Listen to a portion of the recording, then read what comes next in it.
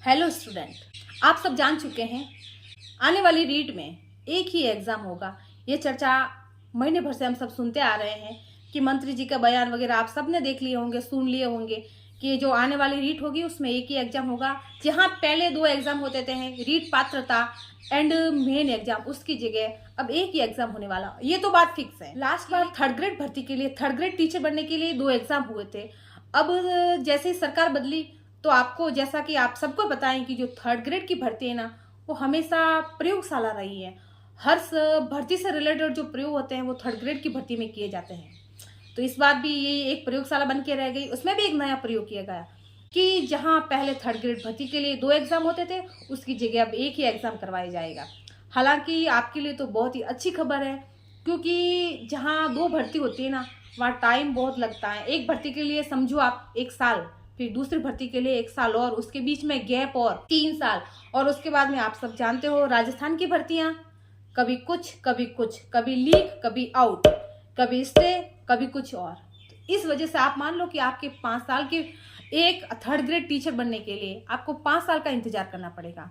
अब आपको 5 साल का इंतजार नहीं करके, जैसे ही भर्ती आई, एग्जाम हो गया, रिजल्ट आ गया, साल मान लो कि 1.5 से 2 साल का टाइम, 1.5 से 2 साल में आप टीचर बन सकते हैं। तो आपके लिए तो बहुत अच्छी खबर है, राहत की खबर है ये।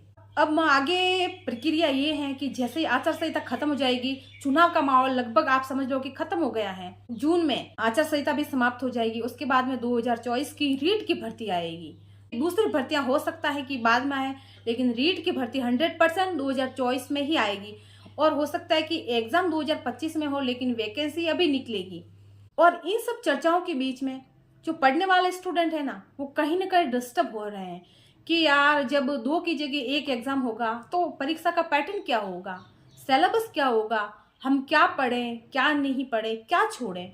इन सब को लेकर बच्चे असमंजस में हैं। और देखो, कंफ्यूजन में रहना लाजमी भी है, क्योंकि जो बच्चे पढ़ाई कर रहे होते हैं या लास्ट बार जो जिनकी तैयारी अच्छी है, थोड़े बहुत नंबर की वजह से रह गए हैं, वो डिस्टर्ब होते हैं। तो ये वीडियो बिल्कुल आपके लिए उपयोगी है। मैंने सोचा कि क्यों ना आपकी हेल्प के लिए एक ऐसा वीडियो बनाऊं जो आपकी 100% हेल्प करे। हेलो गाइस, मैं निर्मा चारण। कुछ बातें मैंने इस वीडियो में बताई है, आप देखिएगा। और मैंने इस वीडियो में बताया है कि आपको क्या पढ़ना है, कैसे पढ़ना है, किस तरीके से पढ़ना है। क्योंकि एक बात तो फिक्स है कि जब 2 एग्जाम की जगह 1 एग्जाम होगा ना, तो सिलेबस तो 100% चेंज होगा। चाहे 5% ही चेंज हो, चाहे 10% ही चेंज हो, चेंज जरूर होगा। क्योंकि जहां 2 एग्जाम हो रहे थे, अब वहां 1 एग्जाम हो रहा है, तो दोनों को मिलाकर एक बैलेंस बनाकर सिलेबस बनेगा। रीट के 2 पेपर होते थे, उन दोनों का सिलेबस लेके एक बैलेंस बनाकर एक सिलेबस बनाया जाएगा, एक पैटर्न क्रिएट किया जाएगा। तो फिर सिलेबस तो 100% बदलेगा। तो अब सिलेबस चेंज होगा, तो फिर हम क्या पढ़े मैडम? तो चलिए आगे मैं आपको बताती हूँ कि आपको क्या पढ़ना है। सबसे पहले आपको एक काम ये करना है कि जो आपकी रीट के दोनों पेपर होते थे ना, उसमें जो कॉमन चीजें हैं ना, दोनों सिलेबस, दोनों पार्ट के, दोनों पेपर के सिलेबस ले लो अपने पास में।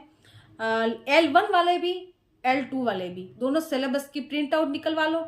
उसमें जो चीजें कॉमन है, जो टॉपिक कॉमन है, जो सब्जेक्ट कॉमन है, उनको अंडरलाइन कर लो, उनको पढ़ लो। दूसरा पॉइंट ये कि चाहे पात्रता हो या मेन एग्जाम, आपका सब्जेक्ट तो रहेगा ही। हर एग्जाम में आप जिस भी सब्जेक्ट के टीचर बनने जा रहे हैं, वो सब्जेक्ट तो आपको पढ़ना ही है। आप चाहे सामाजिक से हो, चाहे साइंस मैथ से हो। मोस्टली रीट में ये 2 पार्टी होते हैं। तो आप एसएस से हैं तो आप अपने सब्जेक्ट की तैयारी कर रहे हैं, आप साइंस मैथ से हैं, आप साइंस मैथ से तैयारी कर रहे हैं, तो वो चीजें पढ़ें।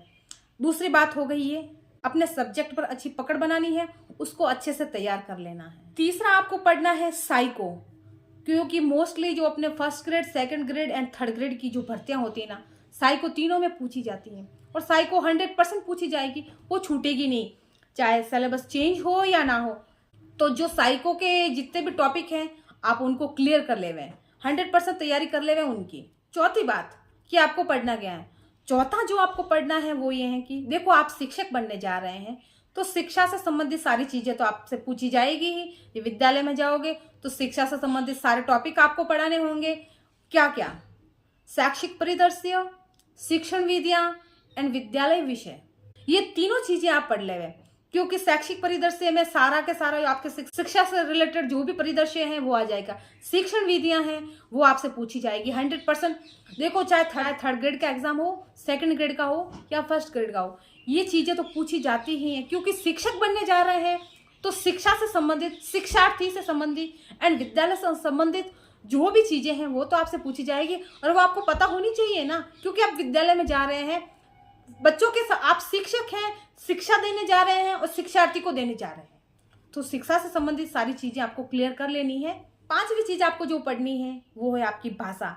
मोस्टली आपने देखा होगा कि last bar art and read के और ये थर्ड ग्रेड की दोनों पेपर हुए ना, पात्रता वाला एंड मेंस, तो भाषा तो आपसे पूछी जाती है। मोस्टली अपने जो भाषा होती है, ज़्यादातर बच्चे भाषा में लैंग्वेज में दो चूज करते हैं, हिंदी एंड इंग्लिश, और कई बच्चे संस्कृत भी लेते हैं। तो आप जो लेना चाहो अपना माइंड सेट कर लो कि मुझे ये भाषा लेनी है, और उन भाषाओं की आप तैयारी शुरू कर लो। तो अपनी भाषाएं जो भी हैं आप चूज करें, वो तैयार कर लो। छठा आपको पढ़ना है राजस्थान जीके।